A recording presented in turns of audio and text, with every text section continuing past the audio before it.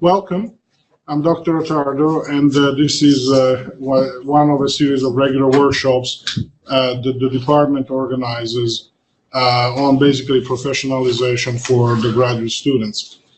So what we're talking today is basically the job interview process, right? The whole process from finding a job, applying for it, and then being interviewed for the job. Accepting the job, that part we assume you know how to do. So we're going to start by where to find jobs. And here I have to have a disclaimer. This is targeted to the applied linguistics students, which is the program that I teach in, but because I know, of course, those resources. There are resources exactly like this for any field of English. All you need to do is go look on the internet for them, okay? So you will see there's nothing particularly unique to that. And then we'll talk about things that are sort of more general. Okay, so here's a listing of these websites. So there's, for example, a list that exists since the 1990s. So it's a very old list. That is the Linguist list, and now it's a website, and they have, of course, job offers there. So it's the prime place to go. Higher ed jobs, that's general. They have all jobs in every field, so you just put in English or composition or whatever your field is, and you will get all the jobs in that area. Same thing with the Chronicle of Higher Education, all jobs in any field. TESOL and Applied Linguistics, these are the specific professional organizations. So in English you would have MLA, those kind of things. And then, well, for applied linguistics, obviously, there is the teaching abroad market, which is a lot less big for other fields. So those are specific. These here, there's ESL, Cafe, Teach Away. These are more specific for applied linguistics or TESOL courses. And then these websites, this is really the last generation. The last generation of websites. These are generic job sites where you can find a job as a waiter or as a neurosurgeon, but you can limit your search, and the academic jobs are there. I checked, I went in, I checked, they're there. Okay, so these are it's a new resource that didn't exist 10 years ago, but that now is available. So yay you, it's a lot easier to do. And by the way, at all times, remember, we had it way harder than you do. So don't complain. So the application process, this is really important. And if you get anything at all from this session today, it's the first point. Keep in mind that applying for a job is the equivalent of having a job. Okay, in terms of time constraint, in terms of energy that goes into it, in terms of work that goes into it, okay? So it's gonna be very hard on you, okay? And so, you need to plan your life around the fact that you're gonna graduate at a certain point in time, and then you will be applying for jobs roughly at the same time, right? Because, obviously, you start applying before the day you graduate, hopefully, right? That's called planning. So it's going to be a pretty tough moment. So a good idea would be to avoid planning other life disrupting events for that time, such as getting married. Okay, not a good idea. Hi, Michelle. There you go. Good. So another important point: apply for all of the jobs that you qualify for. Okay, if you are mobile at all, apply nationally. Okay, that is anywhere that you can. If you, for whatever reason, you have to stay in a very specific, there's plenty of seats over there. Oh, are there? Yeah, plenty. Okay. So if you can at all move, go, apply to anywhere.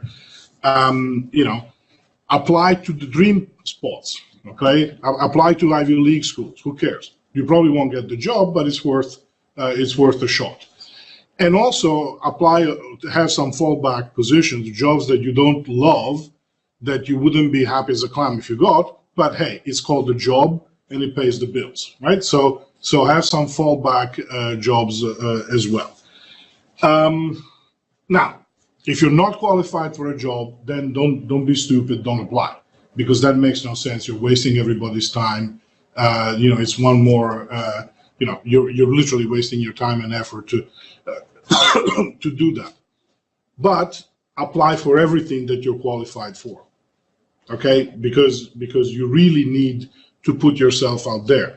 When I applied for my first position, I put in 40 applications, and this was the time that you had to do them with paper and stamps. Okay, so it was a lot of work. I mean, I had like a whole system with copies of my CV and letters, and stuffed them into envelopes and stamped them and took them to the post office. Okay, so but I submitted 40 applications, and I got back maybe 4 or 5 calls for interviews. So you have to factor that in. It's not like, oh, I'll submit 3 applications, they'll be enough. No, not even by in your dreams. Okay, so you need to be prepared for the process. And so take a deep breath as you read this slide, because this may be a little upsetting. First of all, it's expensive, okay? And, there's nothing, I mean, we can discuss the whole privilege and, all of that. Okay, let's do that another time. This is the reality of it. This is the way it is, okay? It's unfair. Well, okay, yes, it is unfair. It's expensive. If you need to go to a conference, a major conference for interviews, or just to be visible, it's going to be at least $1,000, and that's if you're lucky, okay? More around 2, okay? I mean, MLA, 4Cs, those things are really, really expensive. Okay, TESOL, God help us. I know we're going in 2 weeks. So by the way, after this lecture, we'll do a little. I'll pass around with a hat to collect money to pay for my TESOL thing. I can only go because I'm married to an important person and she has to go. So, you may need to have membership in the professional organization to get just to get into the job fair. Okay. And they're going to charge you. That's how they make their money. Okay. Now, usually there's a discounted rate, but still, you need to look good, not like this. Okay. This is the outfit of somebody who's tenured and has not had to apply for a job in decades. All right. So you need to look, like you need to have a suit if you happen to be male. Or a good-looking outfit, expensive-looking outfit if you are female, okay? The days of skirts are past. You can wear pants, that's fine, but not jeans. It has to be, you have to look nice. You have to look like you're trying hard, okay? If you are male, I will personally loan you a tie if you don't have one. Actually, I've had to do this, I will make no names, but one of the faculty in this department showed up and he didn't have a tie. So I loaned him one. If you are female, Dr. Pickering will loan you one of her black cardigans. She has thousands of them. But they look very professional. So I have to say. Plan for it. Okay, it requires time. It requires energy. This is not something that you can improvise. Okay, now. Very important, scrub social media, okay? You may want to create a LinkedIn profile. That's good because they'll look at that. But go look at your Facebook, go look at your other social media. And delete them if necessary, okay? If there's pictures of you doing a headstand on a keg of beer, delete it, okay? They're probably not going to look for it and if you've deleted it, they won't find it. But something like that is really enough to derail a job search. Okay. I have looked for candidates online to check what they were like. Okay. And it's astonishing what you find out. There's websites where you can create an online portfolio. That's good because then you can put things that normally they wouldn't be able to see, like your entire dissertation or chapters or articles that you've done, PowerPoints, presentation, that kind of thing that normally a search committee isn't going to see, and you can put them there and have them. Kiki, there's room up here. You can make them available like that. You can do the interfolio thing where you can upload the letters of recommendation and they'll send them directly to you. I recommend against that because I prefer to do personalized, individualized letters. But you know, that's up to you. Now, absolutely super important, and we're going to talk about some of these things. The letter of application, because believe it or not, they will read it, okay, and they will score it for, you know, looking at what you're talking about. So it's not like I hereby apply for the job. Have a good day.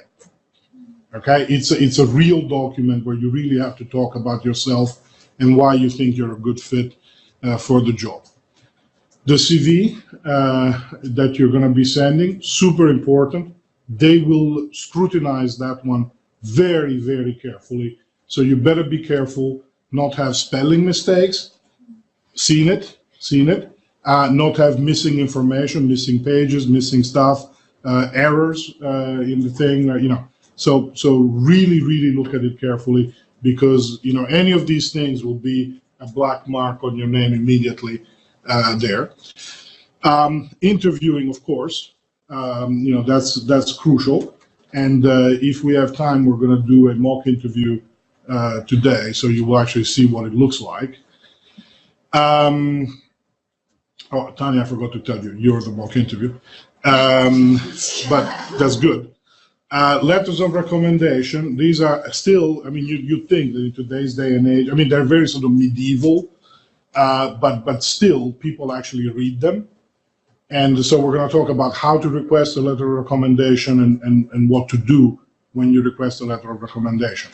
The level of idiocy that students have demonstrated when asking letters of recommendation from me and people that I know is astonishing. So we're going to talk about how to request a letter of recommendation.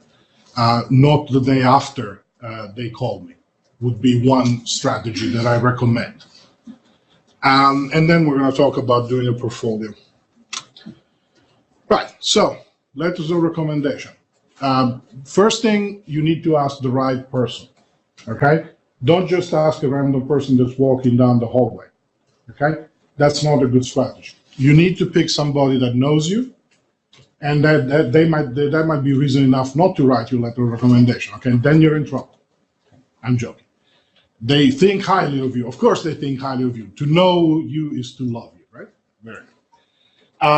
They should have good standing in the academic world. If your person who's writes you the letter of recommendation is an academic pariah, not good, right? Because they're going to say, oh, you know, wait a second. This guy was blacklisted, right? We want somebody recommended by this guy. Not a good idea, right? And they should have been your teacher. They should have been involved with you in some way or another, you know, in the past 2 or 3 years. Okay, somebody from 10 years ago is just not going to cut it. Okay, that person is too far to be able to say something. Now, if you have like somebody that you did a special project or something, that's okay if they're your third letter, okay? But the first couple of letters should be from people in the program that you are working in right now, that you're graduating from, okay? Now, as I said, ask before literally they call you. And I'm not joking. I had somebody call and fortunately leave a voicemail that said, you know, so-and-so has listed you as a letter of reference. And I'm like, I don't know any so-and-so. So I'm like, you know, this must be another one of these people trying to scam, you know, and so on. So I'm sort of getting ready to tell them, you know, you're trying to hire a scammer and whatever. And then by pure coincidence, I talked to Donna Danvarodo, and she said, oh yeah, that's so-and-so changed their name when she got married, and she's now, okay? And I was like, oh God. Because, I mean, you know, I would have said, you know, of course she had completely neglected to tell me that she was listing me as her reference, okay? So not a good idea, okay? So you want to let the faculty member know, And you want to ask them if it is okay. Don't assume that because you did your dissertation with them, or they were on your dissertation committee, or you once washed their car, which, by the way, my truck really needs it, they will do a letter of reference for you. Don't make that assumption. You have to ask, because the amount of work that goes into producing a good letter of reference is significant. Okay, so this is not like asking for a glass of water. It's a lot of work. Okay, so you need to ask the faculty member, is it okay? And when you ask, you should give them 1, the job description, 2, your CV up to date, obviously, right? And the letter of application that you sent to apply for the position, because that gives us the information that we need to basically write a personalized letter saying so-and-so is a good fit for this position because you're asking for digital literacy, and this person took my digital literacy class, right? So now that's a good letter of recommendation. I have great esteem and so-and-so will do great. Everybody writes that, okay? So you see the difference between what is a strong letter of recommendation and what is just a generic letter of recommendation. Sure, I want to do a favor to the student, okay? So you need to put us in the position, to write a good letter of recommendation. And another thing is, keep in mind that there's one of us and hundreds of you, okay? We love you dearly, right? Each one of you, we love you dearly, but we don't remember who the hell you are. Okay, so you have to give us something. Say, remember Dr. Attardo, the guy that took away the chair and you fell off? Yes. Oh, now I remember. Sure, I'll write you a letter of recommendation. Okay, in other words, give the person that you're asking, especially if you're not like currently in their class, something to remind you of who you were and what you did. What work did you do with them? Send them a copy of the paper that you wrote in their class. Okay, take it off from the thing that you frame on the wall and send it to them. And, ideally you meet with them, if not at least in the email, give them some refresher. All right, so here's a little bit of the worst case scenario kind of deal. What if you don't have a close connection with a faculty member, okay, for whatever reason, right? Your dissertation director died the day after you graduated. Bad luck, okay? All right, so ask somebody that you got a good grade in their class, right? I mean, assuming that they remember who you are, right? Flatter them. It gets you anywhere, okay? I know people come to me and say, Dr. Attardo, you're the best looking teacher I've ever had. I say, sure, I'll write you a letter of recommendation. Now, however, don't ask someone outside of academia. Okay, that sends off all sorts of red flags that you don't want to go there. Okay, so it really has to be somebody who's faculty in the department, in the program that you're in. If you're desperate, then sort of somebody who was your boss might do, because they might be able to talk about how responsible you were and coming on time on the job and so on. But it really, you need somebody who's an academic. And if it's a PhD job, absolutely an academic, okay? But if it's a master's level job, then you might be able to get away with that. And never have a family member write a testimonial for you. I've seen those. Don't. Okay? I mean, it's like an automatic reject. Now, the other thing that students often don't realize, we have a vested interest in your success. Okay, we like to keep it hidden, but we do. So talk to us. Okay, ideally not when we're running to go to a meeting. Okay, but tell us where you're applying. Tell us where else should you be applying. Okay, ask for tips. That kind of thing. We have a network. Okay, which is going to be bigger than yours because we've been at this much longer than you have. Okay, so we may have heard of job openings and stuff like that you may not be aware of, or we may know people okay? One conversation that I always tell my students, be very, very careful to anything that you say about anyone. Why? Small world, okay? Jeff Clegg, a former student of ours, and the faculty knows him very well, texts me on Facebook, hey Sal, we're interviewing one of your former students for our position as department chair. Smile, you know? And I'm like, unbelievable, right? I mean, like, can you believe how small of a world it is?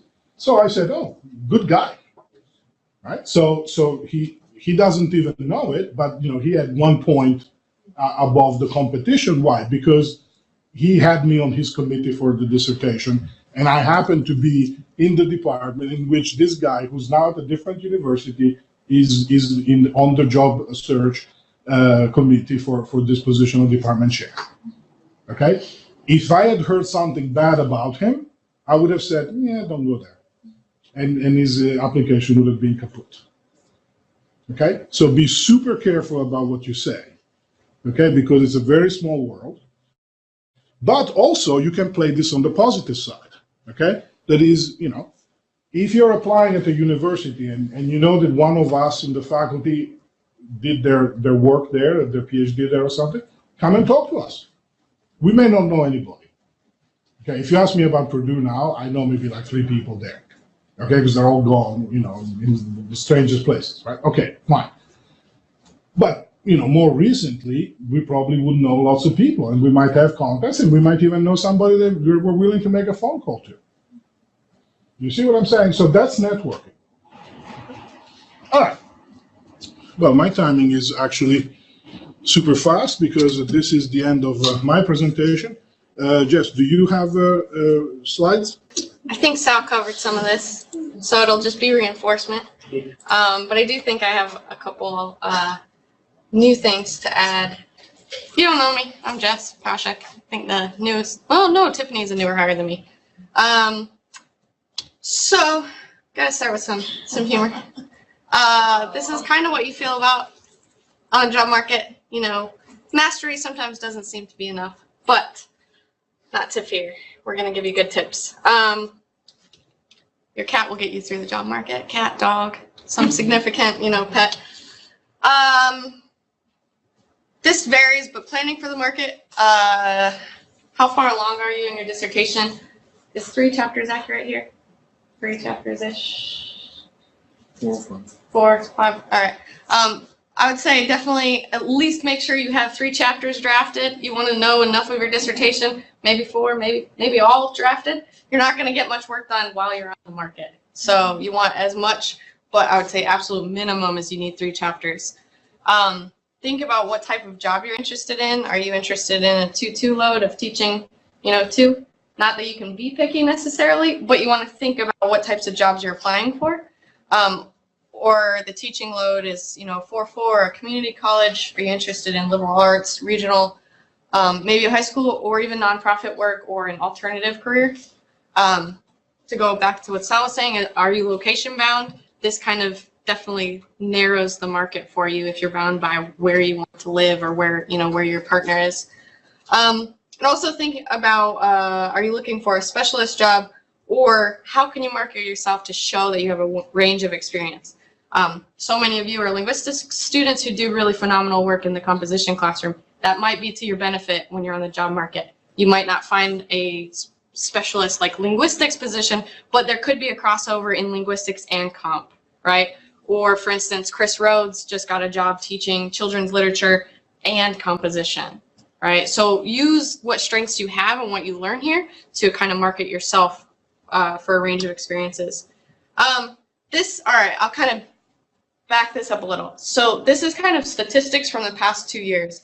SED is students earning degrees. So students earning degrees in American literature, 334 students. The Modern Language Association job information list, there were 123 American lit jobs available, 94 of which were tenure track assistant. Rhetoric, Brit Lit, 412 students earning doctoral degrees, 132 jobs with 106 of them tenure track. Now remember, just because there's 106 tenure track jobs, that doesn't mean they're going to students who are just earning degrees. That's also assistant professors who have not yet been tenured applying for those jobs. So that doesn't mean there's 106 jobs open for you, open for the 412 students, right? That just means that's how much movement can be going on. 132 total, so that means like non-tenure track positions, instructor positions. Rhetoric and composition, 238 degrees with 135 tenure track jobs. So you can see on the list, I mean, I'm not trying to be a downer or anything, but it's hard in literature right now. And I'm sorry, they didn't publish the statistics for linguistics. The other thing you'll see here is TPW is technical and professional writing, which are oftentimes overlapping jobs with composition and rhetoric. And then we see the 2017, so 342 degrees earned in American Lit with only 88 tenure track positions, and so on and so forth. It's a little bit depressing, but I think it's good to have that awareness and to see where, what the field's like, and also seeing, the amount of doctorates earned is not changing, but the tenure track jobs are kind of, in some ways, diminishing a little bit, 94 to 88, 106. So, and that's a trend that I will say this year, at least in rhetoric and composition, job market has gone down. So, that being said. Before you jump off of the mayor's bridge, I believe we still have 100% employment for No, Where are we? but really good. I mean, We're really high. Yeah. most of our Been graduates do. I mean, the vast majority of our graduates do. But a lot of them are locally bound, So when- like they want to be here When did we from lose the 100%? a couple years ago. A couple of years. But, and I say this, at least for me, I'm interested in data because I want to know what my challenges are going to be, right? I don't think this means no one apply. It's hopeless. I think it's, be aware of the market, be aware of how you're marketing yourself. Where to look for jobs. Sal gave you some. I don't know if you offered all of these, but retmap.org, even if you're not composition or rhetoric, I would suggest checking it because there's a lot of generalist positions, children's lit, TESOL, some linguistics, creative writing. So that's kind of it just came out, I think, 3 years ago, and it's a free resource. Higher ed jobs, Chronicle, modern language. Here's just a couple example job ads. I'm not going to go through them all, but I thought that we could look really quickly. So here's Southern Indiana. Something like this. The successful candidate will teach rhetoric and composition classes, will also be invited to revise existing courses as needed, PhD in English, so that would be here, and experience teaching English at the college level. ABD candidates considered if degree will be completed by the date. And so you get a sense here of like what the department's looking for. Teaching scholarship is in developmental writing, so do you do developmental writing? If not, most likely don't apply. But if your research interests or your teaching interests kind of intersect, then think about how you fit into their expectations. And these are just, I'll share this with everyone, but these are just a couple examples.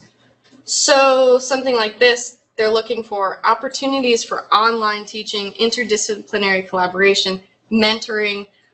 So you want your job letter to address those things, right? Make sure if you're, reading this rhetorically, you see what they're wanting, and then you market yourself in a way that shows that you've done those things. Hopefully, don't lie, but frame yourself in a way that promotes those at the forefront. Sal mentioned this, how to apply Interfolio. Just to clarify some things on Interfolio, I know some job market people this year had issues with it. It allows you to upload documents and store them. It also allows you to get your recommendation letters done early and be in charge of them. The worst thing possible is when you have to wait. I know this from experience. When you have to wait for someone to send out a letter because they got an email and went to their spam folder and they can't find it. Interfolio allows you to have a link where professors never get an email saying, will you upload this? Once they upload it to Interfolio, it's done. You have control over when that's sent, what schools it's sent to, and it's all confidential. So you don't see the letter, which is how it's supposed to be. And then you have control over like when it gets in. So if your applications are due and you want them due one day, but you want them done 2 weeks ahead of time, you have the letters already, you send them off. This is just an overview of, when Sal said the market, it's very time consuming and intense. This is some of the possibilities that schools will require. Most schools will require, well, all schools will require a cover letter and CV. Some might require a teaching philosophy, a diversity inclusion statement, research agenda, dissertation abstract, transcripts, reference letters, writing sample, teaching portfolio, or sample syllabi. I know for our job ad this semester, we required about 5 of these things, right? So the job market is something that it's a lot of work. There's a lot of documents to be created, which is why you should have a lot of your disc done, because you don't want to be creating documents in addition to writing and applying to jobs. Think about your audience, so make sure you answer the ad, and also think about how to make your work legible to different audiences. Think about, what are their goals? Do they mention they're really interested in, well, our discussion today in faculty meeting, social justice? If so, show you how you do social justice work. And then this, I won't read through it all, but think about if you've done other types of work like admin work, or if you've worked on assessment or different things. Think thematically. So sometimes they might ask you, like, how do you fit into our themes? How would you teach, a cultural rhetorics class? How would you teach a British literature class? So think how you can fit in different ways. Also think about ways in your teaching documents, how you can showcase assignments. Even though, at least in comp, all of you are teaching, a curriculum that's formed for you, you all have your own take on it, and you all are doing exciting kind of activities in class. So show how you are the instructor of record and you're shaping the class to be yours. And then also think about how you're assessing in your classes and what your philosophy is. I think that a lot of programs, I know composition programs, but also literature programs, they want to know like how you view writing in the classroom. How do you view critical thinking? How are you doing these, how are you working on these learning objectives with students? And you want to show that, right? So be very specific in those examples. Sal kind of mentioned this, but job market process is kind of 3 big steps. There's applying online, where you're sending a couple documents, then phone interviews, or sometimes a second round of documents where, and this is where it gets tricky. I've had schools ask me for a turnaround of about a week and say, hey, we're looking for a teaching portfolio that has 3 sample classes, an assignment that you would teach for rhetorical analysis, an assignment that you would do this, 2 classes of, student evaluations, and you have to create that and send it off in a week because it's very specialized, and that's happened multiple times. So you want to think about, the time that, on a whim, you just have to get that work completed. And then there's campus visits, so it's multiple processes. If you guys want to see that live next week, we'll have to get it. Yes. Do come. Please come. It will, you'll be enlightened about the questions. And they're so good. Yes. We love it, though. You're going to be taking classes from these people. Yeah. Or one of these people. Recommendations, I won't add anything to what Sal said, I don't think. Other than just make sure you plan ahead. I will say from personal experience, last year, I was asked for 9 recommendation letters in the same semester. I'm happy to do them. Many of you, teach composition classes, but I can't write 9 at a time. I'm sure people, Shannon, on committees, you're writing so many letters, you can't do them all in a week, right? So give your committee and recommenders preferably months, but a couple weeks at least. And actually ask. Don't just say, I put your name down, as Sal said. Your last point, that's super important. I forgot to stress. Yes. Choose for your letters to be confidential. Yeah, if you don't choose that, you might as well get yourself out of the job. Okay, because that's like the biggest red flag in the universe. Yeah. If you want to read what I have to write about you, the end. Right. Okay, Now- because that means that there's something deeply wrong in the whole story, right? Yeah. And so it's like a red flag the size of Nebraska. So just don't do it. I will say though that this is the most interesting I've heard. Ian and I found out yesterday because he asked me for a letter. There are a couple schools that want the individual applicant to upload a letter through their own portal that I can't access. So he has to see the letter to upload it, and I've only ever seen that. This once. Yeah, that happened to me once where the school wanted the letter to be sent by the applicant. So I sent it in a sealed envelope with my signature. And I said, that's the best I can do. That's what we used to do In the olden days. In the olden Yeah. days, before you were born. Yeah, it's extremely rare. And I follow the instructions, obviously. But if they give you a choice, never ever say, I want to see the content of the letter of recommendation. Because the idea is that then it's not going to be candid, right? And that raises so many red flags. Yeah. And then just what else? So like I said, at least I would recommend minimum 3, but at least ideally 4 or more chapters drafted while on the market. Also think that for many jobs, you're going to be competing against assistant professors, as that kind of statistic showed of like how many jobs are available and people are circulating who aren't tenured yet. Or if it's an open job, assistant and associate. So the more you have done, the better off you'll be, especially in particularly research-based jobs, right? If you can talk about your research in an informed way, that's going to be better with the committee. Remember that you'll have to keep repurposing documents, so that time is being spent not writing your dissertation. So that's something to balance. As Sal said, think about money. I would just add to his that Interfolio, a lot of schools are going toward Interfolio where you can apply through there. The one snag that I found is some schools will have you pay to send transcripts, up to anywhere from $4 per transcript to 16 being like, if you submit for 4 different schools, you're submitting, $16 for an application. That's not usual, but I would say when I was on the market, I shelled out, a couple $100 on applications. I think it's more and more, I've been looking at the market a little this year to see how it's changing, and it's mostly free, but definitely if you have some reserves, think about it. And then professional clothing. Also, there's a lot of schools, particularly state schools, that force you to buy a ticket ahead of time and then they reimburse you, right? So having that money, or at least a credit card that allows you to do that, and waiting, you might have to wait a couple weeks after your visit to get that money reimbursed. So think about that. That's all I have. Does anyone have questions? Questions later?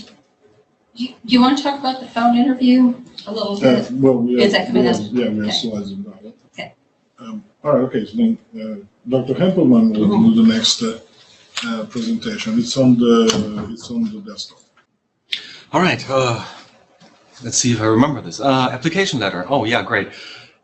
This is specifically geared towards people with a TESOL degree, but I will make it scale to your profiles in presenting it.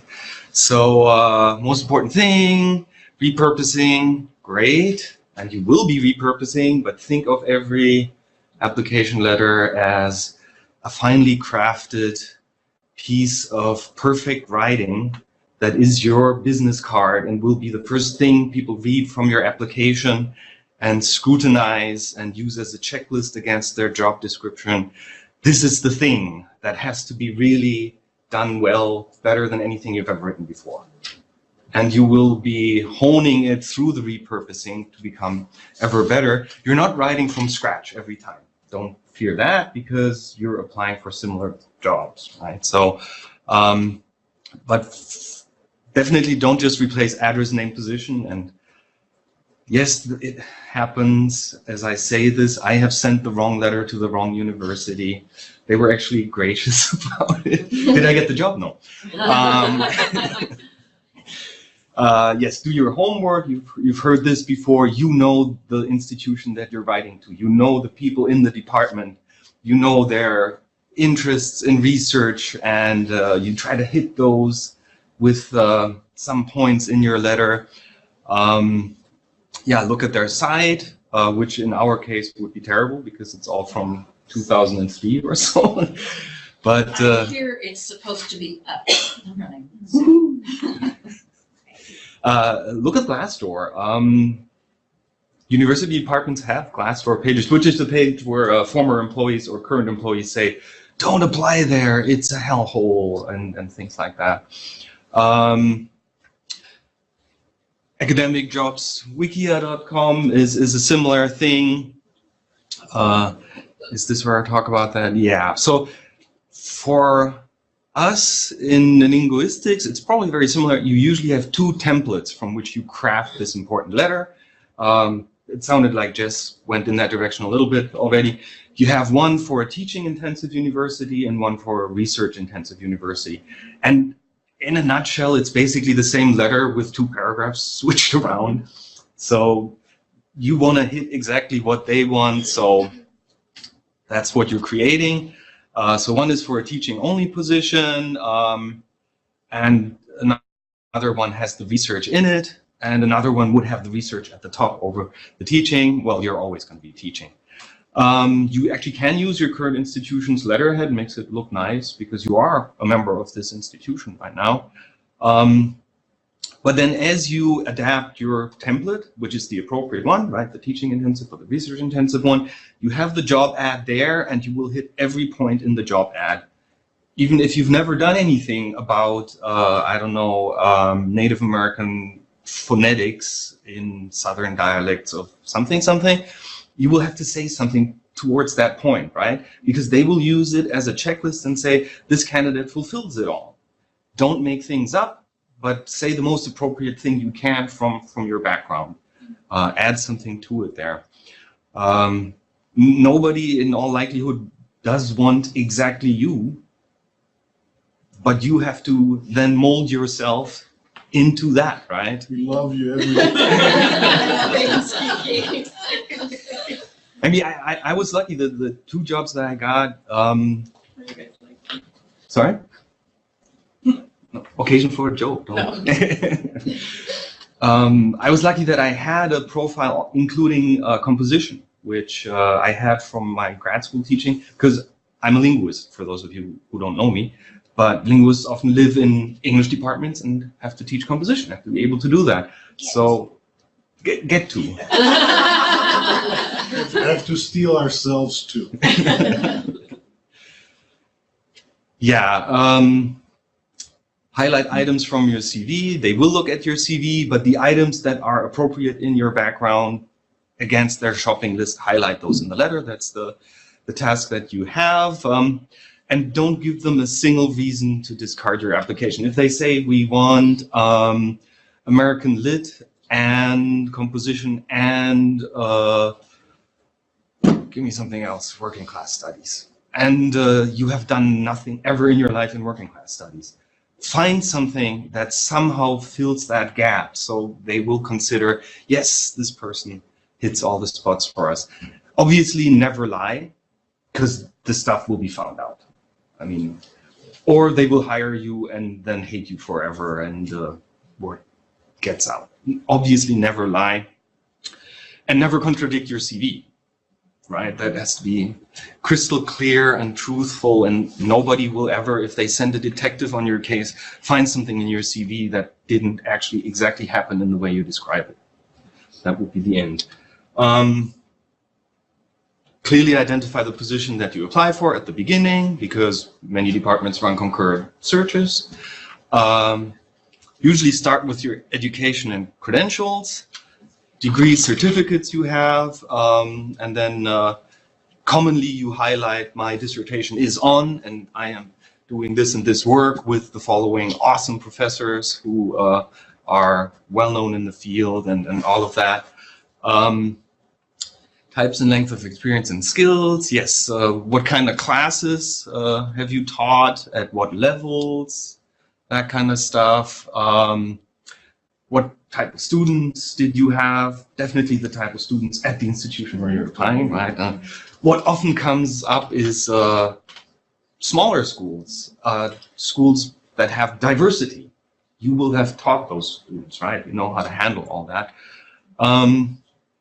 Teaching philosophy, yes, that briefly should go in the application letter, but as just said, you usually also have a separate document there. So what's your pedagogy, styles, methods, accomplishments you've had teaching-wise, whatever, one of my students won this and that, and under my direct guidance. In the teaching philosophy part, I was told that that's still a thing. You use action verbs from Bloom's taxonomy. That's a thing you facilitate, inspire, cultivate, implement, develop, solve. So you can do all these great things. And yes, most schools, basically all schools, will have the teaching component. And man, are you passionate about teaching. Teaching is your blood, right? That's what keeps you going every day. Molding minds in the way they want to be molded for the betterment of America. Functioning cell number, of course, that you always monitor, not your office number where you never are and where there's no voicemail connected to it. Professional email address. We all have seen email addresses. Cocktail waitress 04 at yahoo.com, right? Snuggle bunny. Your AOL account. Yeah, and of course, proofread. This is the thing that people look at and judge you by the most and the first. Preferably not by yourself, as we all know. It's better to have another pair of eyes on things. Here's mine as an example. It's the one that got me this job, Paul. And I see 2012, and I know I'm here for 7 years already. And almost 50, great. So yeah, I used the letterhead from my university. I'm addressing the department head and the members of the search committee, who at the time I didn't know who it would be, but if it's known, then of course add that. I'm identifying the position at the top, and then there's my job experience. Oh, this doesn't scroll because it's on a slide. So this sample is for, let's see, is the second half here? No, it's the end. No, it's just, This sample, yeah, you can have it if you want to. That's it, done. Can I just add really quick, don't add more to an application than they ask for. So if they want a 2-page letter, give them a 2-page letter. Do not give them 2-page letter and a teaching philosophy in this because more is better. Committees don't want to read more. But absolutely give them what they asked for. We had Yes. to kick out some applications because they didn't include everything we asked for. And Follow directions. they follow committees. Sal said come on, this. that's impossible. Sal said this committees look for ways to reject. Yeah. Because we have So many. so many. And so, boom, heartless. So, well, so this is I would say let's take a quick break because it's been an hour. And so when we come back, I'm going to do a few slides for the presentation on how to do an interview. And then we're going to do the mock interview. Okay, so we're going to talk a little bit about interviewing strategy, interviewing techniques, okay? And this presentation that I didn't prepare, Dr. Lee prepared, but I'm totally stealing it, is focused on phone or Skype interviews, but it's actually the same thing. And when you're in person, you're there, they can see you're sweating. Okay, that's the only difference. All right, so first of all, you have to prepare, okay? It's not just about saying, oh, here I am, look how good looking I am. I can say that, most of you can't, I'm joking. You know, it's not about showing up, it's about the preparation that you've done before, okay? So you have to do a lot of research. Now, don't panic, because obviously at this point, it's a select number out of the 40 or so that you applied to begin with, right? So now, if you're lucky, you will have 4 or 5 universities that call you and say, all right, we want to interview you. Okay, if you have more than that, count your blessings. Okay, and start working. Okay, because for each of these universities, you need to research them extremely well. Okay, so if they tell you who are the committee members, needless to say, you need to do like a serious research job on these people. You need to know what they publish, what they're about, what they're interested in, and then coincidentally, you will talk about those things during the interview because you weren't born yesterday. Okay, and you need to check their course catalog so that you can say, oh, I could teach this course, or I could do something with that course, and so on and so forth. One of the most successful job interviews that I saw, and the person got the job, she told us about our catalog, and we were like, no, wait, no, she knew the numbers better than we did. That person got the job, okay? But in order to get to that level, she must have spent some real quality time researching us. So preparation is crucial, okay?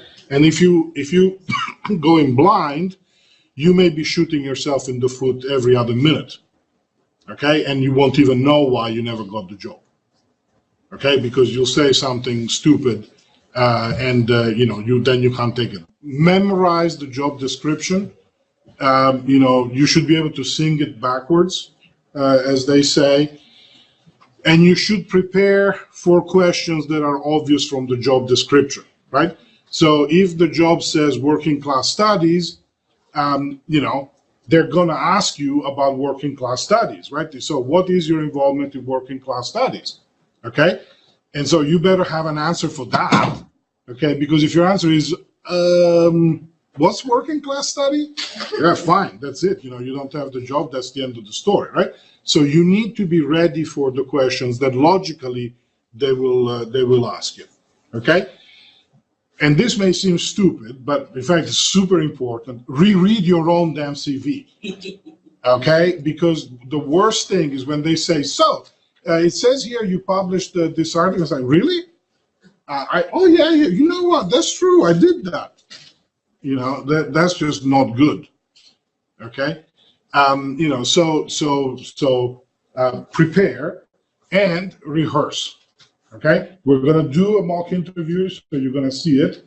But in the morning when you're taking a shower, ask yourself questions in the shower and answer them. When you're driving to work, practice your questions. Okay, practice the questions that everybody hates to get. Okay, tell me a good thing about you and a bad thing about you. It's a standard question. Okay, have an answer ready. And let it be a good answer, okay? Practice with your friends, have an audience. You'll be surprised how much having an audience makes a difference, okay? In my shower, I'm a brilliant singer of opera. Outside the shower, not so much. Okay, so this is a job description. We're gonna skip it because it's mostly about TESOL. But this is the kind of questions that they might ask you. Okay, so let's go quickly over some of them. So first of all, sometimes they'll throw you a softball, like, what can you tell me about yourself? Okay, now is not a good time to say, I love to eat ice cream and rescue dogs. Okay, although these things might be entirely true. Okay, but this is a good time to say, I am a passionate teacher. Okay, that is, remember, this is a job interview, not a date. Okay, a strange one with 10 people, but whatever, right? In today's day and age, that's called polyamory. Forget about that, right? So, why are you interested in this position? Again, you want to have a good story. Don't say, yeah, I gotta pay the bills like everybody. Okay, and I've had people do that. Not good. They're not working at this institution.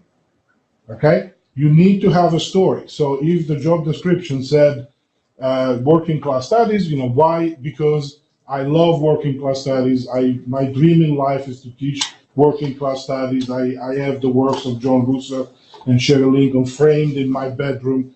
Therefore, they're important people. Therefore, when I saw your job, I started salivating and I applied. In fact, the drops on the application doubled my salary. That's the kind of answer that you need to have. Forget the part about the When we asked, our question like that was, what drew you to our job description or call for applications? And some of the best answers we got were, they knew the hell out of our student population. Yes.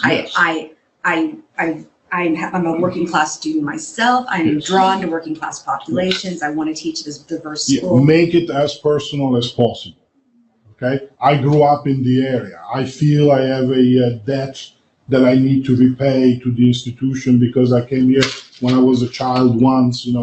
This is the kind of thing that make the committee listen. Okay? I mean, remember this. You are one of 10, 15 that they're interviewing. They're tired, they haven't had lunch, they hate their department for making them do this. That's what being on a job search is. Am I lying, faculty? No, I'm not. So, well, you're too young to go to that. Next time. Yeah, next time. Yes, wait. So you want to say something that makes them perk up. Okay, and that's why you want to make it personal. Okay, because, of course, we're all passionate teachers, right? Of course, right? But if there is a reason why you're passionate, then, and it's a good one, it sounds true, then they're going to like that. Okay, so that's really important. They're going to ask you about your experience teaching diverse populations, because at this point, except for I don't know, what was the university that was like? Well, except for Texas A&M, the College Station, which is entirely white. But other than that, I'm joking. They have 1% of people of color. But other than that, every other university in this country is diverse, right? So you might as well, be prepared to address that because they will ask you. Okay? So if you can put it in without them asking, you get bonus points for that. Can I say something really quick Sure. about that? Remember that diversity is not just racial diversity. It's age and gender and disabilities and socioeconomic. It's so expansive. I think a downfall on some applicants is when they say, you look at diversity as one thing, or you try and approach it in a way that maybe doesn't fit with your research or your actual teaching. But we all teach diverse populations of students, but think about it more expansively. And also think not as though they're food. I don't know why I'm saying it that way, but this is, I really like to experience the cultures of multiple people. This is not a museum. These are human beings. Yes, that's true. But just think, for example, of non-traditional students. Okay, for example, at this university, the majority of the students are non-traditional. Right. So to think of diversity is almost silly in the sense that we're all diverse at this point, right? So it's so you better have that down pat. Okay, the times of your students are going to be 19-year-old young boys that just graduated from high school are basically over. You may have a few of those sort of randomly there, but the vast majority of your students is not going to be that. Okay. What courses you're qualified to teach, you better be able to answer that question, and have a good answer. And don't just talk about the 2 courses on the one thing that you did. Okay. So if you're, you wrote a dissertation about, ecofeminism, great. You can teach a course on ecofeminism. Brilliant. And no, that's it. That's the only thing that I can teach. Forget it. You will never get the job. Okay? Because, unless the job is only to teach ecofeminist which I think there's a fairly scarce number of such jobs out there, you need to have some breadth. Okay? So be able to say, and of course I can teach this, and of course I can teach that. Okay? Without going overboard. Don't say, I can teach ecofeminism and syntax, no problem at all. Okay, that's pushing it. Okay, but be broad. And in some cases, they're going to ask you about textbooks. Okay, so for the courses that you say that you would be willing and ready to teach, be able to start saying, well, which book would you use? You know, so I mean, they can get, the questions can get specific. Okay, a good one is not a good answer. You should be able to talk about your research, and I'm not going to talk about that a lot because we just did a half-hour presentation about that is going to be available on the website sometime. I just sent the link to the student who's uploading them. So if you go look in the web page of the Applied Linguistics Lab, you will find a whole presentation on how to talk about your research. Okay, so carefully is the short summary of that. About your capacity to collaborate with other entities on campus, other faculty in the department, other departments, that kind of stuff. Generally, they love that. Okay, so usually that's a good thing to go. But you should also have done your research. If there is no mention of interdepartmental, intercultural, cross, if it's like just the department itself, then maybe they don't value that kind of research, in which case you need to be very careful about talking about working outside of the department. Now, and this is super important, most likely at the end they will say, do you have any questions for us? The one answer that you should never, under any circumstance, ever give to the question is, no, thank you. Okay? With me, there was an automatic, nice knowing you, here's your CV, have a good day. Okay? Because that is abominable. Okay? You must have some question. Okay? You must show that your research is such that you have something to ask them about. Okay? So you can ask about pretty much anything, Tell me more about your student population, what kind of, what is your the most numerous group that you have, the student associations, programs, anything that you couldn't find on the website, workload policy, that kind of stuff. And if you're really good, ask questions about what do you need? Where's the program going? And how, could I help you fulfill this direction of the program? Okay? Can I riff off of that? One of the things not to do, I think, is to ask questions about what their job can do for you in your career. The question is like, how much travel support will I get? That kind of stuff. But questions about what is your, I saw on the website this, and this thing about, and then I'd really like to hear more about the Converging Literacy Center. Yes, that is a very good point. There is a time for those questions, and that isn't in the first interview. The time for those questions is when you're negotiating the job offer. When they call you and they say, I have good news. Mm-hmm. I love those phone calls. I have good news. We're offering you the job. Right. Then you say, all right, now I would like to know, blah, blah, blah, blah, blah. Support. Okay, you have a list. You may literally have a list. Okay, then that's a good time to ask. They want to know that you are a good departmental citizen. You're not all about yourself. Ask not what the job can do for you. Dress professionally. Yes. Okay. I mean, look professional. Look like you're trying. Okay, I mean, it really boils down to that. Okay, if it's a phone call, if it's a Skype interview, have a cheat sheet on the wall where they cannot see it, but you can see it with the points that you want to hit. Right. So this would be the topics within the job search, right? With the job description. These are the 5 things that I need to make sure that I say. Okay, that's good. They can't see it. Okay, just make sure they cannot see it. And always have a piece of paper, a pen, or a pencil, so that if they ask you a complicated question and you want to jot down some points, that's good. Plus, it makes you look very clever because you're So that's good. Okay, but have something to write. The worst thing that you can do is because now you're looking for a pen, and of course you cannot find it because your pens are all in the kitchen. Okay, don't do that.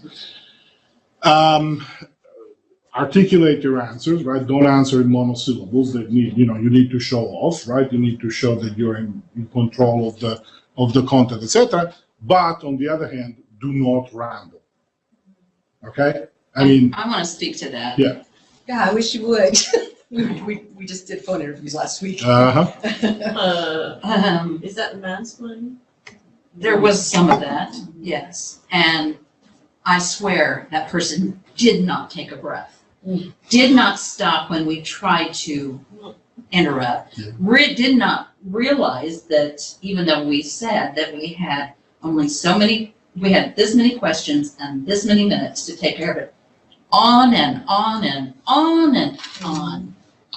And I was just kind of throwing pins at them. Did they get the campus interview? No. I threw it. Exactly. And I did. I have a story exactly like this, except we were interviewing for Dean of the College of Business. And the guy went on, after he answered 3 questions out of 10. And then I said, sorry, we're out of time, bye. Donk. And that was it. Yeah. And of course, we didn't even score. We were like, gone. But one of our interviewees had an incredible strategy that Yes. was this concise, focused, fabulous answer. And I can say a little bit more about that if you guys would like to hear some more. Yeah. And oftentimes then people will ask follow-up questions. Beautiful. That means you've engaged them. They're interested. Okay?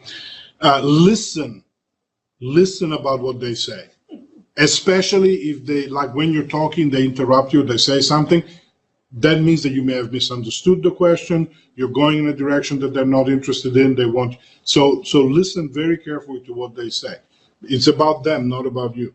Oh, and don't say thank you for that question or that's a good question. Of course it is. Wonderful.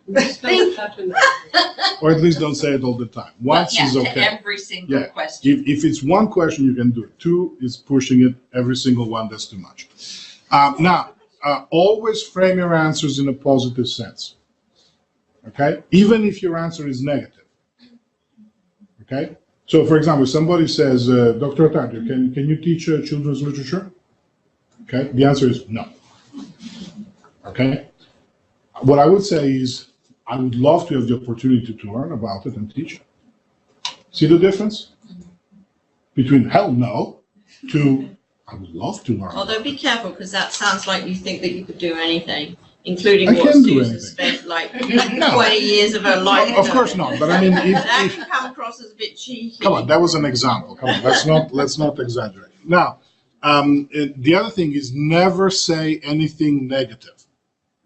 Okay, even if it is objectively negative, right? So never criticize the institution that you're at or any other institution. Let's say, just a question about to go back to the whole children's lit question, like you could say like, well, I've taken a few classes in children's literature, though I don't have any experience teaching it, or like, Yeah, okay, that would be good, but I mean, in that case, you would say, I may not be prepared to teach it right now, but I surely, by doing more research, etc., I'd be happy to go in that direction. Well, yeah, again, be careful. Remember, there's somebody sitting on the committee that spent the vast majority of their life doing that. So if you make it sound like you could do it, by just chucking together a couple of syllabi, that ain't going to go down very well. No, but I mean, you need to Say that, read. yeah. I'm sorry. I said, or there's someone on the, especially on more literature-based committees, there's a compositionist who Yeah, like, exactly. well, I'll teach comp if someone has to. Yeah. No, Say right, that right, when a that's compositionist is And that's a negative, right? And so don't frame it that way. But you'd be happy to teach To comp, learn more about it. right? I mean, or so find it's always you're something. putting it in a positive. I mean, but you sort of need to read the situation. Why are they asking you if you can teach X and it wasn't in the job description and it wasn't in your letter of application? Is it that they value a capacity to be, to go outside the lines, to be, to be able to sort of like in a pinch fix the problem? Okay, in which case then say, yes, I'll do anything, right? In a pinch, I can teach anything. Well, except maybe opera.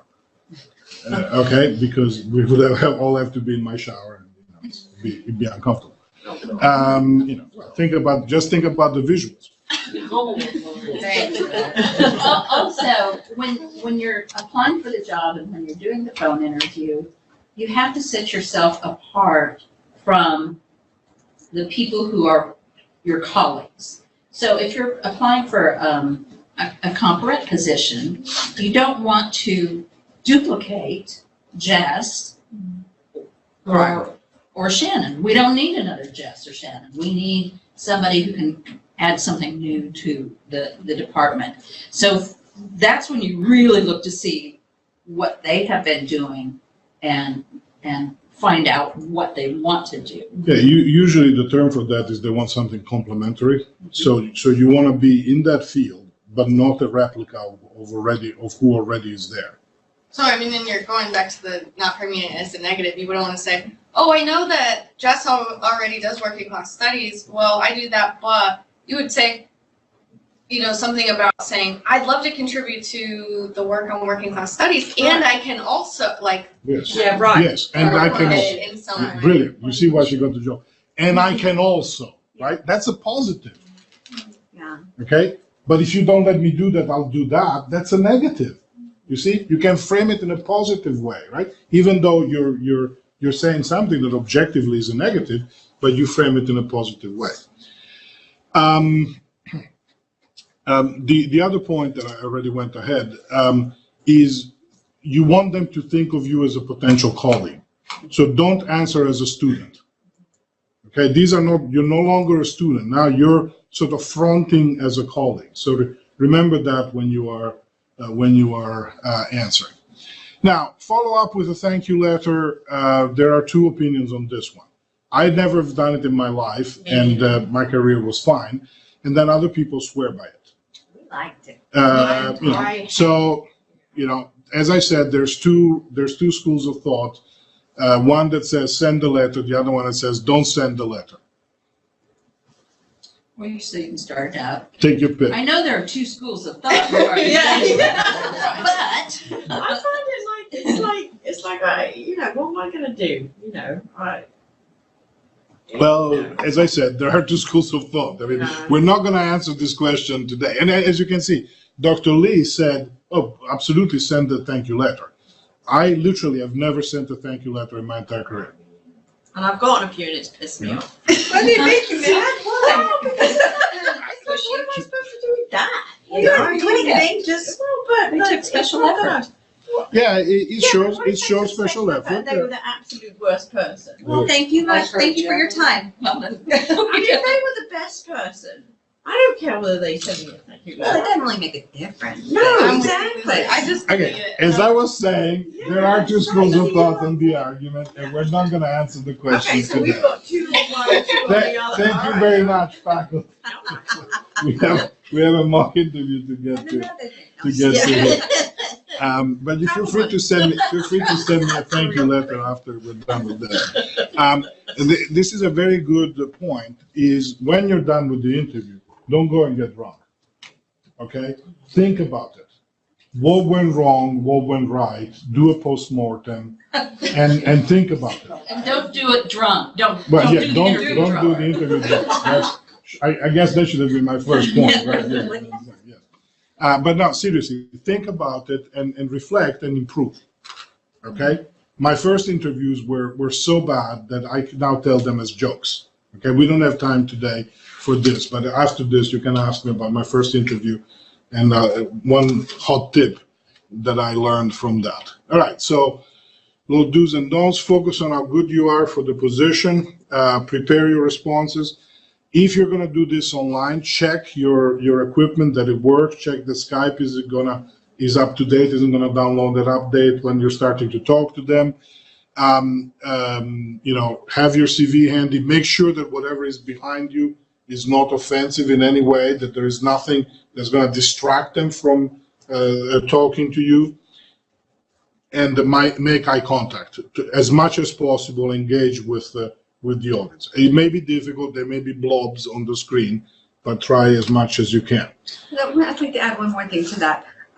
Be careful about setting the stage too precisely we will never ever forget an interview with through Skype with the big thing was he had carefully positioned his scarf so it would absolutely not move, and he didn't move his head because I think the position of the scarf was really, really important to him.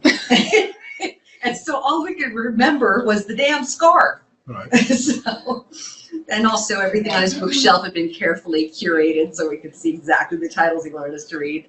So, yeah, don't stand out Which, now. by the way, if the connection isn't 100% perfect, you'll never be able to read the title behind you anyway, right? So don't even waste your time for that, okay? But if you have like the entire collection of Playboy bound, don't maybe remove those. Don't look away. Don't go like this while you're talking. That's not good. Don't sound bored. Don't sound don't answer like you have to be excited. Otherwise, they just will not take it. Don't ask about salary. Don't ask about spousal hires or anything at this point in time. That's not the time to discuss that. The time is when they offer you the job. All right. Okay. So now we're to the mock interview. Hilal, will you do this, and Tanya as well? Yeah. All right. Okay. So if I can have the faculty, I have some chairs here that the faculty can take advantage of. Okay, normally we have a set period of time, say an hour is this our committee interview kind of thing? Is that what you're calling Like a this? phone interview. So Oh, it's a phone interview? Okay, but keep in mind we only have 15 minutes. Okay, so this is the phone interview. Yeah. All right. So you can't see us. Well, you can because we're Skyped I'm in. looking at this red dot right You're here. Skyped in. Well done. You Um, might want to explain that.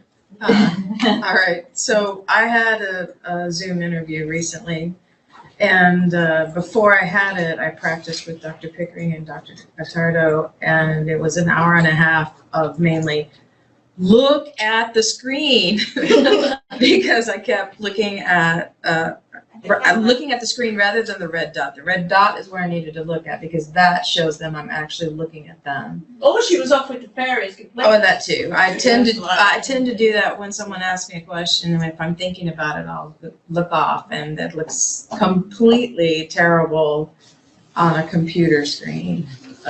In a Zoom interview, it's awful. Or as I was told, it looks like I don't give a shit, or I'm making stuff up. So I tried very hard not to do that. Right.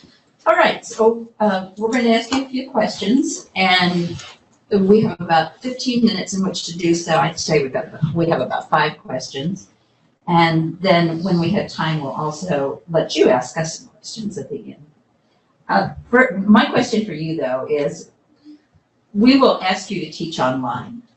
What are some innovative approaches you take when teaching online, or when you do teach online? Teaching online. Well, I do have experience teaching online, and it's actually one of my favorite venues for teaching. I like to introduce many different activities, to give them opportunities to use journaling, to give them opportunities to do discussions, threaded discussions, peer reviews, any ways to interact with the text or the content of the course. I try to develop many different kinds of activities for online, including testing, of course. Okay, thank you. So to continue with teaching, I was wondering if you could talk about your teaching philosophy and how you enact some of those values in the classroom. I think the core value for my teaching philosophy is a critical pedagogy approach. The students' needs are most important, and I like to pair their needs with the content. And so I often do some kind of a survey initially in the class and find out both what their needs are for a writing class and then what their goals are overall academically, and then try to tailor lessons and approaches to those needs. Ours isn't a very diverse university. The majority of students are the traditional white middle-class students. How will you bring diversity into your classroom and introduce this? I like to bring in diverse texts that challenge the students. things that, concepts that they have not seen before, including diverse genre. So not just the written page, but also videos, imagery, different cultures, different socioeconomic classes, different genders, questions about all of those things, and challenge them to think beyond their limited youthful experience. Thank you. Switching from teaching to research, I was wondering if you could tell us a little bit about your research interests and what projects you're working on right now. Right now, I'm working on developing heuristics for helping both native language learners, native language speakers and non-native language speakers in addressing the grammatics in sentence writing, starting with the basic sentence and helping to develop that beyond into the paragraph. So the initial unit that students struggle with, just getting the sentence on the page, helping them to identify where the problems are, using a rule of thumb approach. Does it have this? Does it have that? Okay, then I know how to address it. And so they can begin to make corrections on their own or know how to look it up. Okay, and I'm going to go back to teaching. We didn't plan this. Yeah, we didn't Start start. sweating with that one. Tell us about a time where you encountered a challenge in class regarding a student, or how you might, or how you would, how did you address that challenge? Or if you haven't had that experience, how do you think you would?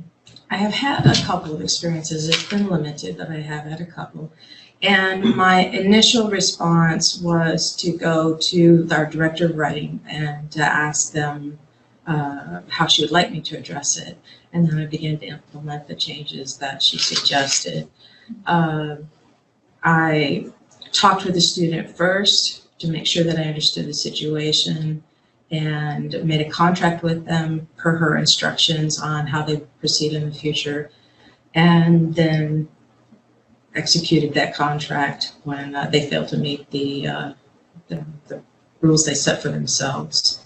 Would you change anything about that as an assistant professor in the university, in our department? To some degree, but I definitely, I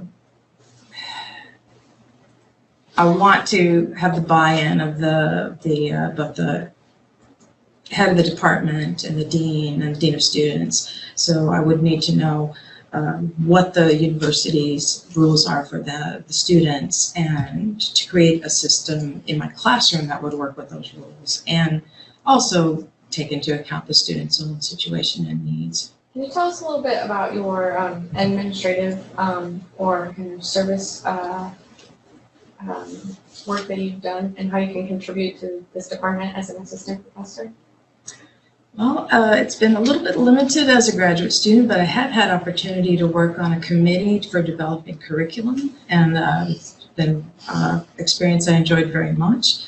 And I've also worked on developing a couple of courses with fellow classmates, trying to use a curriculum that's given to us and make it fit the students that we have in our class, and maybe tweak it a little bit to include some of our own interests. And working with those fellow students, and I would think with also faculty, it's an experience I very much enjoy. And the only other experience that I can recall was working on a selection committee for a journal where we read and reviewed and selected articles to go in the journal. That was a great experience collaborating with other colleagues. How long did we go on? I'd say that was. I would say that that's That good. was a good. Thank you, thank you. So, comments from the faculty on Tanya's performance? Yeah, let me point out one thing. I just Well, need to look, No, before, it's actually a lot harder than it looks. That's why you very need to, hard. Way hard. because she's flushed from doing yeah. this. And this is a mock interview. Imagine when it's the real thing. Okay? Way better. Yeah, Oh, I So thought it what's your- went, I thought it went really well. The only thing I would say is you, even in moments like the administrative question you started with, I don't have a lot of experience, but where you showed us experience. You showed us, I did this, and then you said, well, on a little minor thing, I've also done this journal. Go ahead and name it and claim it. Like say, I worked on the Journal of Best of Education, blah, blah, blah, when I did this. I created curriculum, right, those action verbs, keep you talking about. Right. I developed curriculum alongside 5 other students and tenure track faculty that is implemented across 800 students, right? Like, be specific and concrete rather than just saying, oh, I don't have much And experience. be independent too. Susan gave you a way out of that one, where you were suggesting, that you took what your director of writing said to do, and you did that, and Susan said, well, what would you do? And I thought, I mean, it was an interesting move to say, well, I would make sure that it fits within the culture of the department and that. Well, yeah, it would have been wise to go off and go, yeah, I would do this. Throw them in a class. Yeah. Ended up doing- But I think you could give an example that is your own. Just a question, like, because I know, I guess we didn't have time to do this in the mock interview, but I know when I've had other unrelated to academia job interviews before, but still kind of a typical job interview thing, like, whenever the faculty asks the interviewee, like, what kind of question, do you have any questions? Like, that's always something that kind of blanks for me, because I would have, like, what are good questions to ask? As I said, asking about the program. Yeah. What direction is the program going? What are the areas of growth? What are the areas of where the program may be not going as fast as in other areas? So that's always a good thing, because then you get information about the program. The student population also very good. Can you tell me more about the student population? You know, how was the composition? Is it mostly traditional, non-traditional? And it shouldn't be the first time you've heard these answers either. You should have done some research. But yeah. And other things you can say, well, I hear about your program in children's literature. So can you tell me more about that? Or, that kind of thing where maybe the website isn't as thorough as you would want. So the applied linguistics program, it looks like you stopped doing presentations after 2016. Yes. What are the current presentations? Oh, well, we forgot to upgrade the web page. But in fact, we've done 17 presentations, right? So that kind of thing. Yeah, and a good question that you, and this is something you want to know, and Sal mentioned this already, is how do you see me fitting into your program to advance your program? How can I help? What can I do? How can I contribute to the growth here? All right, so we do have someone else, but it occurs to me, since Hilal is already done, is anybody wanting to do a mock interview? Tanya, you've already done one, so not two. Anybody wants to do it? Sure you do. Come on, don't be shy. All right, Hilal, it is. On site. You never know. Nobody feels that way when they call you. Thanks for meeting with us. We have a couple questions for you. I'd like to start out with your research agenda. Here we're kind of really interested in you producing a lot of research. Can you tell us what research interests you have right now and where you see your research going in the next 3 to 5 years? My research, so far, my dissertation has been on teachers' error correction practices in the foreign language classroom. And while I've learned a lot from my data and my analyses, I have found more things to look into. So that really excites me. So in the future, in the near future, I see myself expanding on my findings and maybe collecting more data, do some comparative work, but essentially keep working on teachers' error correction practices and how this can help learners' second language acquisition. Tell us about your, a graduate class that you would love to teach or develop, either one that we have or one that you have in your imagination for graduate students? I have seen on your website that you have a teaching ESL class for graduate students. That is something I would love to teach because I have experience teaching EFL as well as ESL learners myself. So for the Master's in Applied Linguistics program or Master's in TESOL program that you have, I would love to bring to those teachers in training first-hand experience and reinforce it with state-of-the-art research from second language acquisition. So teaching ESL would be one class that I'd love to teach. Thank you. Can you tell us a little bit about your philosophy of teaching and the types of assignments you might include in your classroom? My teaching philosophy usually revolves around, besides getting across the content of the class to the students, I feel like the classes I teach, students should want to come to and have not get bored and not dread coming.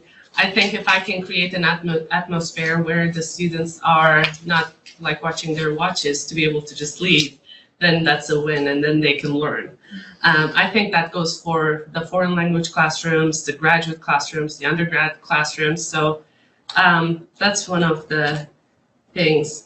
And then thinking of that, I forgot the second one of the question. Can you tell us maybe about an assignment that you? Oh yeah. So if we go off of the teaching ESL class that I would love to teach, I think a very good assignment for these graduate students would be to get some hands-on experience in preparing classroom activities. So I could perhaps assign them to create an activity teaching a certain grammatical or otherwise language-related item and use their classmates as the pseudo students, and then see how they can do with the freshly acquired knowledge from class.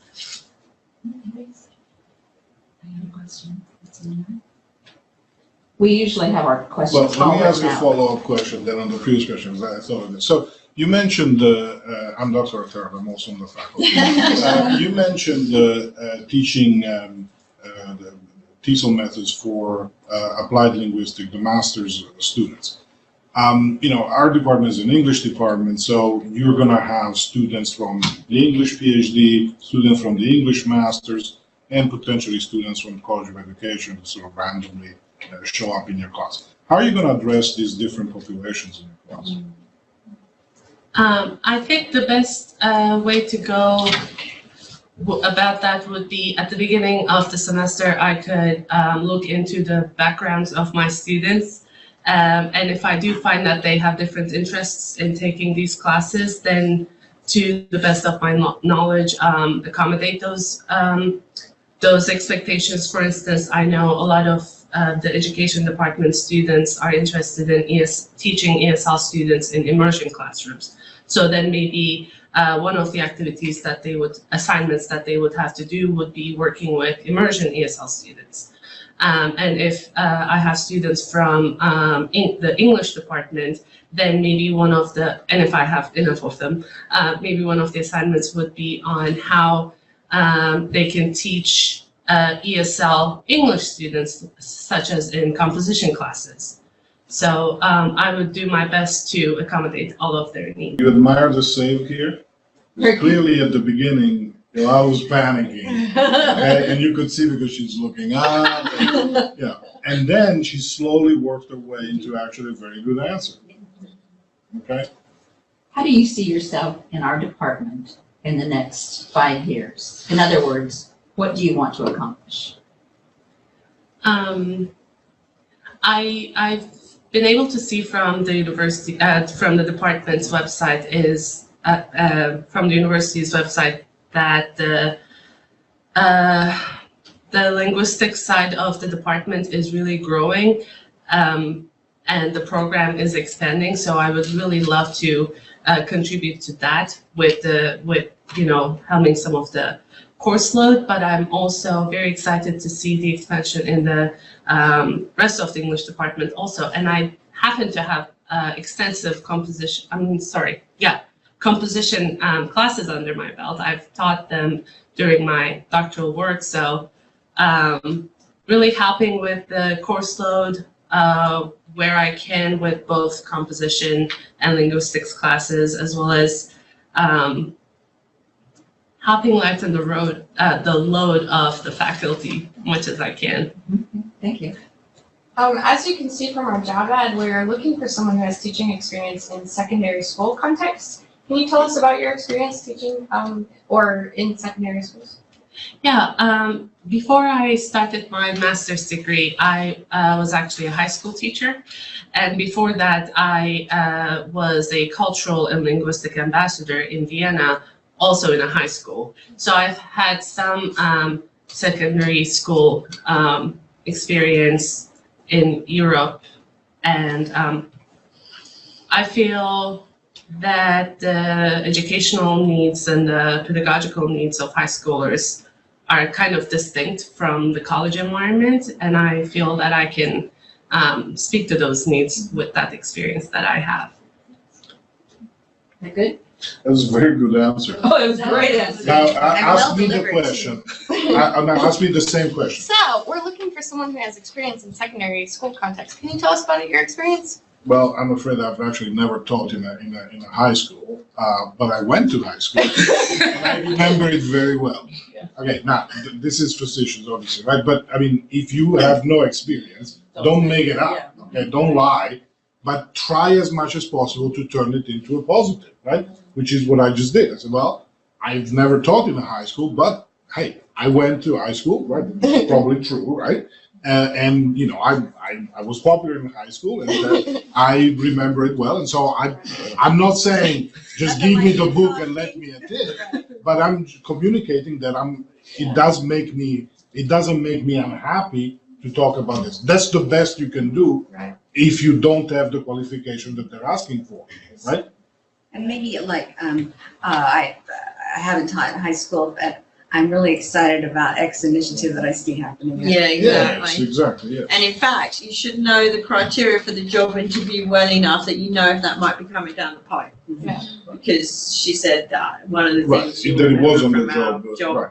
Yeah. But sometimes they will ask you things that are not on the job description, just out of the blue. They'll say, so, you know, what about drone photography?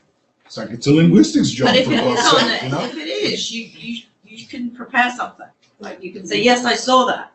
I saw that that's one thing that you're looking for. And although I don't have any experience teaching high school specifically, right, I was popular in high school. Or, I mean, especially for if you're teaching like first year classes, you can say, well, many of the skills that I teach my first year students, I think would be similar to skills that I have to, you know, work engage. it, yeah. You know, right. like use the skills that you do have to frame the question. It all boils down to always go to a positive. Never say, yeah, no, I actually got nothing. I got nothing. I hate Let's kids. move on. That's why I didn't teach high school. I hate kids. Yeah, I hate kids. That's Yeah, I hate kids, yeah. Keep me away from the little monsters, you know, that kind of thing, that's a killer. Yeah. Yes. So Hilal's answer was about teaching abroad. Would that be in conflict with your question if you're looking at, if they are looking at experience in the States? Well, but that's experience in a high school. So, I mean, what kind of a job is that specific that they want experience in? Right. You know, I mean, that's a very good answer. I mean, but, International is always better. you know, but I mean, that's like, well, because Hilal happens to have taught in a high school, so, woohoo. And that's actually I was actually reading a job ad, so that would be expected because it was in the job ad. It actually said, do you have experience teaching in secondary school context?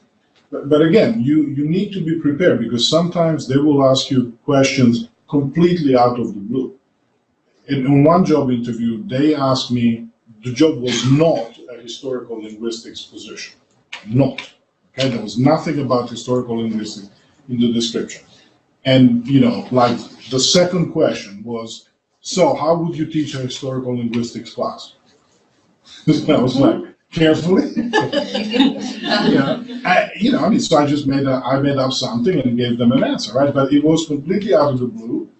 I promise you, it was not in the job description. I had absolutely no expectation that this was going to be about historical linguistics, but obviously the person who asked me the question, is the only explanation that I have, is that the one who asked me the question must have been the historical linguist on the faculty, and so he wanted to make sure that I wasn't going to answer the wrong thing. I did not get the job, so probably my answer was not good, but so be prepared for things where you have to say, I know nothing about this. Yeah. 50 landmines, Susan was saying earlier about being careful that your research agenda, your teaching approach, all these things complement what's already there, and as much as you can know that, there's also the potential of danger of saying, I'd really like to teach, children's and adolescent lit, I'd really like to teach a specific course that I can see from my research is taught by this particular faculty member who's on the search committee and has been for the last 5 years. So yeah, don't take people's courses. Oh, the one thing I was going to say about both of you, and especially because you're doing like linguistics-based dissertations, remember that your committees are going to be made up of comp, linguistics, literature, most likely. So when you're giving that research or like the dissertation, like start with a broad overview of, very quickly let me overview what I'm doing. And then kind of get more specific in case there's someone or an outside faculty member like sociology who has no clue what grammatics are or native. I think you had a bunch of really good answers. You're really good. You too. Great question. Especially 3 practice, or Well, 1 but practice. you've got both the on-campus interviews from the Zoom, right? No, you've got a second I've Zoom. got and a one second Zoom coming, and I have an on-site visit in April. Yeah, the only suggestion I would have would be to embrace what Sal was saying, just that shift from graduate student to faculty. It's so member is hard. I can still hear it in Hilal's answers as well. We still position everything we're saying as the graduate student rather than as a future colleague. It's Yeah. really hard to say. So the same. And that's foolish because I'm already teaching at Colin. Yeah. So Yeah, but I it am is a tricky. It I is mean, you don't true. want to come across as like being like, incredibly Presumptuous. cheeky. Yeah, Right, like, yeah. well, I see myself as your colleague and helping you, No, but there's a line. But in like you which said, you're if I use the our students thing, Yes. which I didn't do because I didn't necessarily assume that we were talking about Colin when we were doing questions here, but yeah. So when I do the Zoom next week, I will definitely say, even though it's a different campus, it's still Colin. Yeah, it's our And students. embrace you, right? And that's what Jess was saying in terms of, the stuff that you've done with the Best Independent Journal thing. They're not Right, gonna that know was what good. that is, and it's very cool. And And I did have a page right next to my screen with the big, I wrote big.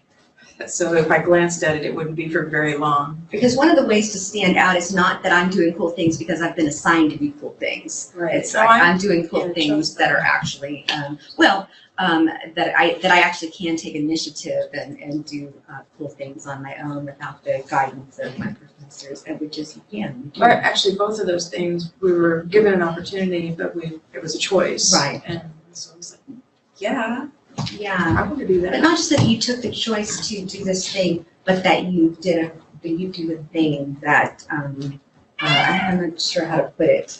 But it went beyond what you required. Right, and it was fulfilling, and I'm smart about it, and I was somebody who brought to this. I didn't clean bathrooms. I mean, which is important to do too, but I mean, I brought the skill set to this, and here's what I learned from this, and here's what I think I can apply from what I learned from this experience to whatever. In fact, it's a lot like teaching composition. So, Other questions? Did you want me to make that one quick statement? Yes. Okay, please do. so, let's just stand up. Otherwise, my neck's gonna hurt more than it already does. When applying for any of these positions now, the first thing that happens is the digital application, right? I don't know if there are many schools that don't have a digital interface for applications. So the first cutoff in most situations, I'm not sure if all schools do this, but many businesses do it, is HR. And so you want to very carefully choose keyword phrases from the job description and include those in your cover letter and in the digital application. HR means a computer, Right. not a person in Yes, HR. because they use a computer to sift for those keyword phrases. If you do not include them in your digital application, you will not make it past the first phase. That happened to me, not in an academic position I applied for, but another one before I came back to school. And I didn't get it. I went back, what? And they said, did you do this? I went, oh, I'm supposed to do that? All right, I'll do it. And of course, then I made it past HR. And then on top of that, the rubric, we set up a rubric. I assume that every public university does. And we set up a rubric that has, in the ideal world, it will reflect what we asked for in the job. And so we will be asking those specific questions, and we want to see it in the cover letter and in the CV. All right, well, I would like to thank the students for coming, Tanya and Ilal for being our guinea pigs here, and the faculty who contributed.